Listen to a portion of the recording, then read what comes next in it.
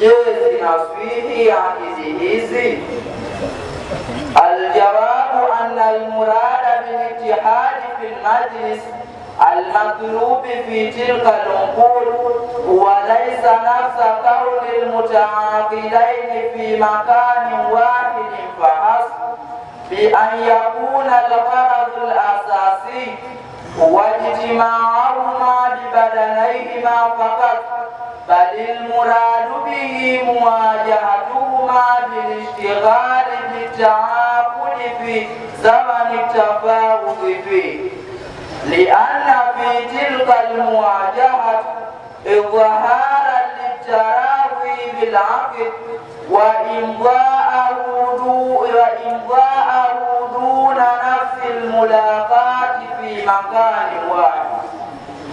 فمجلس العقد هو الحال التي يكون فيها المتعاقدان مقبلين على إمضاء العقد، والاجتماع في مكان واحد وسيلة إلى تلك الحال وليس هو المقصود.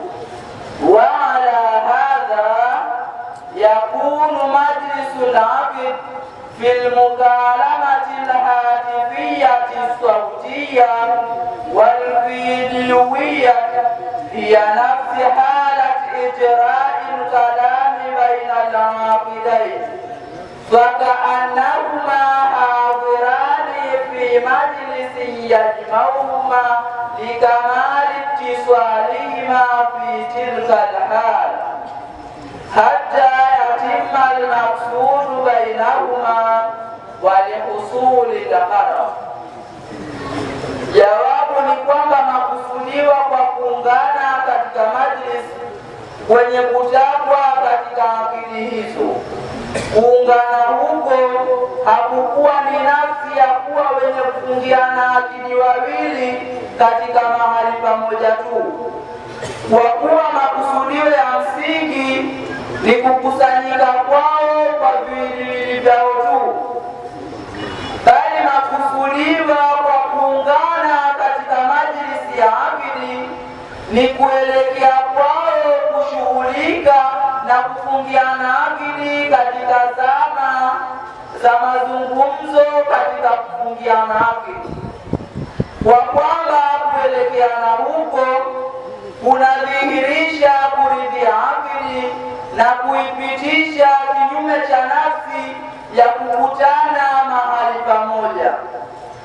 Basi majlisi ya akidi ni hali ambayo wanakuwa katika hali hiyo wenye kufungiana akidi wawili ni wenye kuelekea juu ya kuipitisha akidi na kukusanyika mahali pamoja ni sababu ya hali hiyo, na halikuwa hilo ndilo lenye kukusudiwa.